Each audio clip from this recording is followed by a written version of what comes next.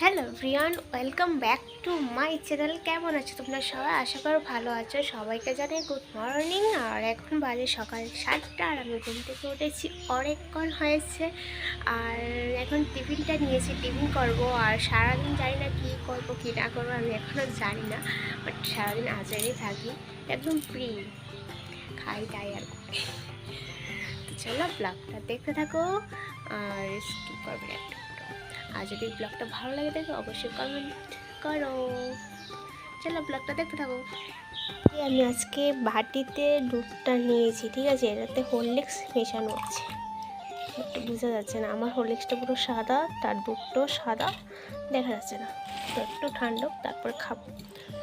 তো এখন বাজে প্রায় ধরো 10:30 কি 11টা। এখন সবাই মিলে ভাত খেতে বসেছি বাপের বাড়িতে। সবাই আসলে বাপের বাড়িতে সবাই একসাথে খেতে বসি, মজাটাই আলাদা লাগে। এদিকে আছে শাক আর তরকারি, আর এদিকে জানো খাওয়ার পরে দেখে ফ্যানের তারটাই ছিঁড়ে আছে। আসল কথা উপরে উঠেছিল তাই, আর উপরে উঠেই এটা ধরেছে। আমি বললাম যে উপরে একটা কবুতর আছে, সেটা ধরে আনো।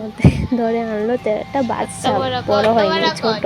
তো প্রায় ধরে আনলো। তো ধরে ধরে দেখো মা এক পায়ে বেঁধে, দু পায়ে বাঁধলে তো উঠতে পারবে না, তো এক পায়ে বেঁধে বারিন্দাতে রেখে দিয়েছে। আমি মা বলছে খেয়ে নেবে, আমরা বলছি ফালবো। তো লাস্টমিশ কী হয়ে গেল, বিলাইয়ের পেটে গেল।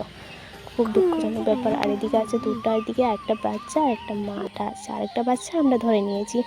তো এদিকে দেখলাম বোনে কী বানাচ্ছে, তো আমি ভাবলাম তোমাদের সাথে শেয়ার করি। বাট তাই কী বানাচ্ছে নিজেও জানে না, ঠিক আছে?